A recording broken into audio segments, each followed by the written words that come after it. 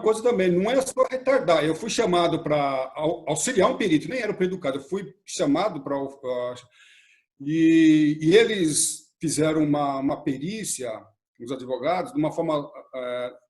Na verdade, eles não contrataram um perito e perderam a causa. Perderam a causa, porque você falou de retardar. Pior do que retardar é perder a causa.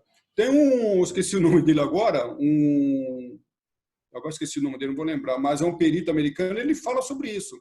A presença de um perito é fundamental, porque não pode retardar como perder a causa. Então, eu vi uma causa perdida. E vou contar um outro exemplo também, a importância, às vezes a família pede um perito só na fase do processo, instrução. Eu dou um exemplo, pede para iniciar a atuação do perito ser a partir do primeiro momento, já no inquérito. Vou dar um exemplo. Aqui no Brasil, uma aeronave se acidentou e o CENIPA, muito prudentemente, elegantemente, chamou o delegado para acompanhar olha só que interessante, para acompanhar a investigação que seria feita do motor. Eles iriam abrir o motor, o CENIPA, lá no CTA, iria fazer a investigação técnica. E chamou o delegado. O senhor quer nos acompanhar? O delegado falou, o que eu entendo? Não entendo nada de avião, não vou participar. Grande erro. Nesse momento, ele deveria ter chamado a família, né? Deveria ter chamado o mecânico. O mecânico acompanha lá. Acompanha. E o CENIPA vai fazer uma investigação para fins técnicos, e o mecânico pode fazer um parecer para fins de apurar a responsabilidade. Eu vi um outro caso, o Fábio, pior ainda, porque a autoridade investigativa ia fazer um teste destrutivo. Então, ia fazer um teste, fazer a investigação, e aquela peça seria destruída por causa do teste.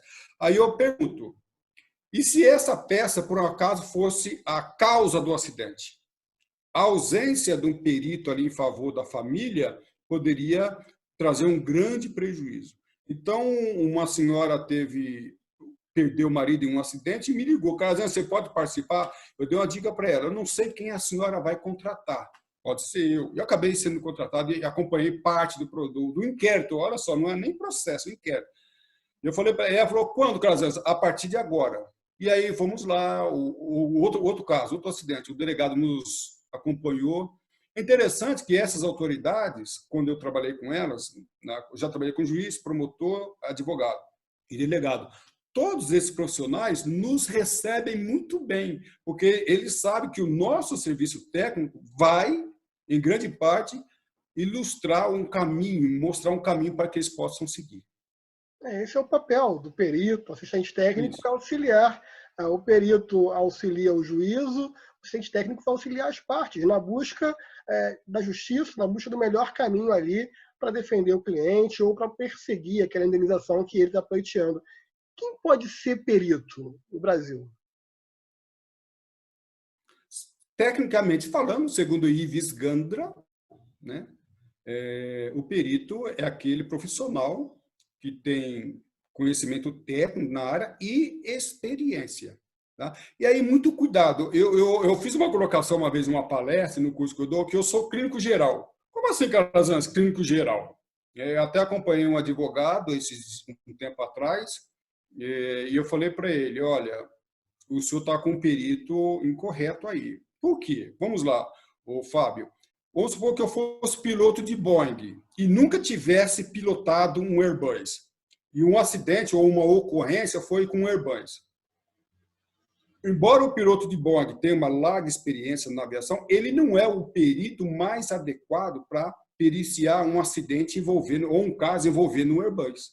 Então, o perito ele é um conhecedor da área, mas na atividade aérea nós temos muita área específica. Então, o que eu chamo de... Eu sou clínico geral. Você pega o acidente ocorrido em 2006, Legacy e o voo 907.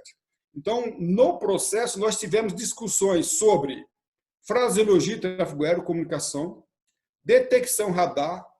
Nós tivemos discussões em termos de aviônica, o TCAS funcionou, não funcionou, o transponder. Olha só aí eu tenho, só para começar, eu teria que ter um perito para analisar fraseologia, um para apurar aviônica, um engenheiro aviônico, um especialista, o outro especialista em radar para ver se houve detecção, não houve detecção, houve falha no radar, se houve falha no radar, o controle, no mínimo 5.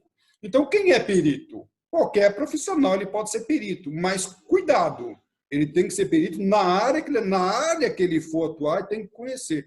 Eu trabalhei num caso muito interessante que foi sobre o aeroporto. É um caso em que foi feito um aeroporto, construído, e depois ele não foi homologado. Por que ele não foi homologado? Porque não foi construído de acordo com as normas. E alguém teve um prejuízo muito grande. Depois de ter terminado, ele não foi homologado. E aí me contrataram como perito. Eu falei assim, eu não tenho como periciar. Aí eu indiquei uma pessoa que era especialista em aeroporto, construção de aeroporto, certificação de aeroporto, homologação, e essa pessoa deu toda a assessoria. Eu tenho 37 anos de aviação, como piloto comercial, como controlador, e eu não tive condições de periciar ali. E aí, muito cuidado. Então, para você, quem pode ser perito? Qualquer profissional? Sim, mas na aviação, muito cuidado, porque, embora seja um profissional de aviação que tem uma experiência larga, mas naquela área específica, não. Eu trabalhei como perito no caso de ultraleve. Eu tive, e teve um problema ali na perícia, um dos problemas era regras de tráfego aéreo, eu dei conta, mas teve um outro problema dentro do processo que foi pilotagem. Eu voei muito de ultraleve, nunca como piloto. Então, eu tive que falar para a família e para o advogado, agora eu dou continuidade, trabalho, mas eu vou precisar de um perito especialista nesse tipo de ultraleve, porque exige aqui um conhecimento de pilotagem, e eu não conheço.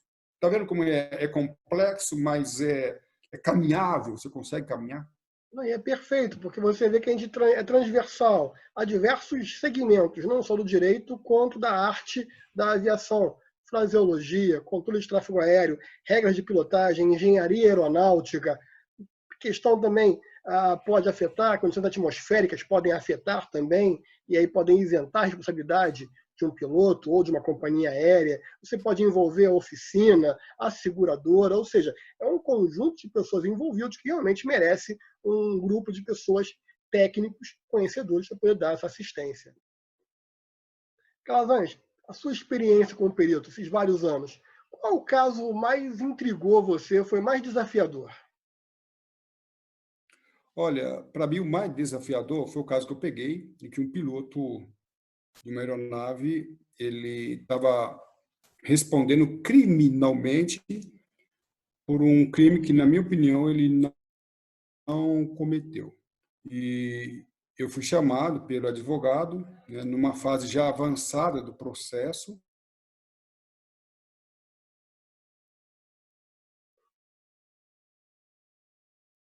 A acusação, o inquérito foi bem baseado, por isso que eu acho interessante, né? Houve, na minha opinião, um grande erro no inquérito, e o que fundamentava o indiciamento, o que fundamentava a acusação, foi a leitura da visual. Então, ele foi acusado de ter cometido um crime, e a prova da ação radar. Por um acaso, era um helicóptero, né?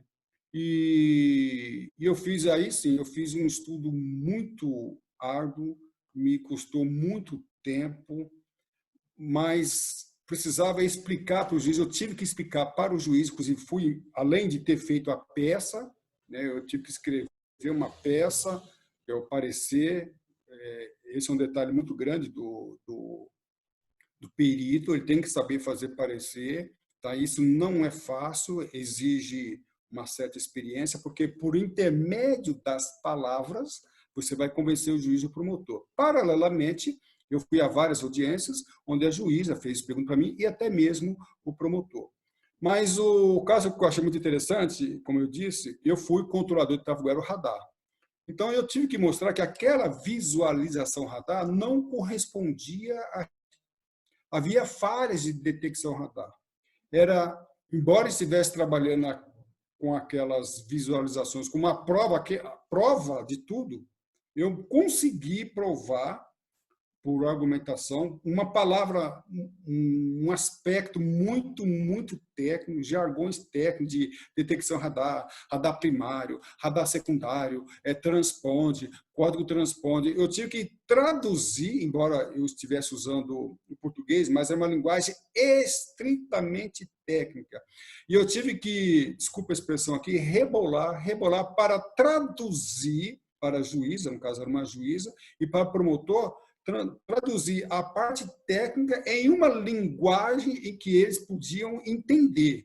Então, mostrava lá, está vendo essa visualização radar? Aí mostrava lá o aviãozinho, o que estava lá, o radar, a distância. Então, por exemplo, olha, esses dois aviões estão muito próximos, né? Foi uma das questões. Eu falei, doutora juíza, excelentíssima, promotor, embora na visualização radar estejam próximos dos aviões, aqui nós temos mais de 5 milhas. Tem 7 milhas aqui. 7 milhas dá 14 quilômetros. Porque um dos pontos é que as aeronaves estavam voando muito próximo. E eu provei para ele que aqui próximo, 14 quilômetros de distância, você nem vê a outra aeronave. Então, a visualização radar, o controlador vê para ele prover o controle, a separação, ele vê uma distância razoável. Então, este foi um dos pontos. E outros pontos é que num determinado ponto, a aeronave estava numa determinada posição. E eu falei, essa aeronave não estava aqui. Nada comprova. Aí, mas por quê? Porque aqui falta o radar secundário. O que é radar secundário? Eu tive que dar uma aula de transponder. E como a aviação é uma coisa empolgante, e foi uma audiência, tanto no parecer e na audiência, foi uma audiência empolgante, que a juíza queria saber, o promotor queria saber. Então, ficou um negócio interessante, mas para mim foi mais desafiador. Praticamente, como eu disse, o agente, o piloto acusado, estava na fase já de quase condenação, e agora não saiu o resultado aí, mas o promotor, que pediu a acusação no momento inicial, ele pediu a absolvição do piloto. Esse, para mim, foi um ponto muito interessante. Gazantes, agradeço aqui mais uma vez sua participação, abrilhantando aqui o nosso espaço. O Globaliza fica muito feliz com você aqui e abre espaço para a sua saudação final. Bom, Fábio, eu que agradeço. Nós temos tido aí um bom trabalho já há anos, né? Nós fizemos o curso juntos de Direito Aeronáutico em 2000, né? Início de 2000, 2001.